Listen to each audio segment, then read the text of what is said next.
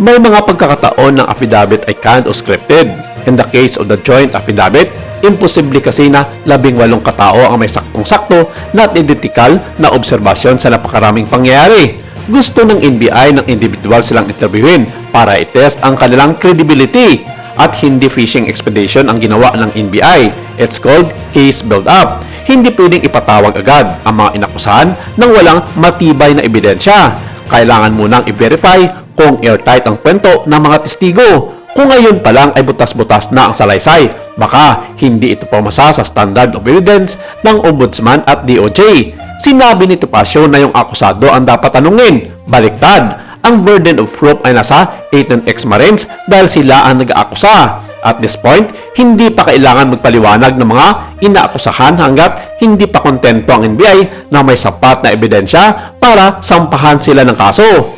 Ito na sana ang pagkakataon para patunayan ng 18 ex-Marines na totoo ang mali-malitang pera. Pero bakit tumanggi? Sayang. Sa legal strategy, kapag ayaw mong magpabet, para mo na rin inamin na hindi kaya ng kwento mo ang mainit na gisa. If it's the truth, why fear the one-on-one?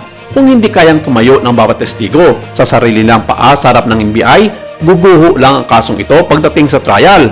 Kasi sa korte, hindi pwedeng puros ang pagsagot. Isa-isa silang isasalang sa witness stand para i-cross-examine.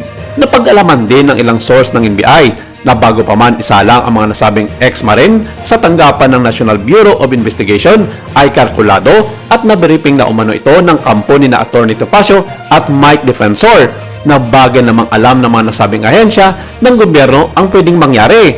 Sinabi nito na kahapon pa lamang ay nag-abiso na sila sa kampo ni Atty. Topacio na ipagpaliban na lang ang pagpunta ng mga ito sa himpilan ng NBI kung hindi ito susunod sa rules and regulation for cross-examine na nakasaad sa panuntunan ng nasabing ahensya.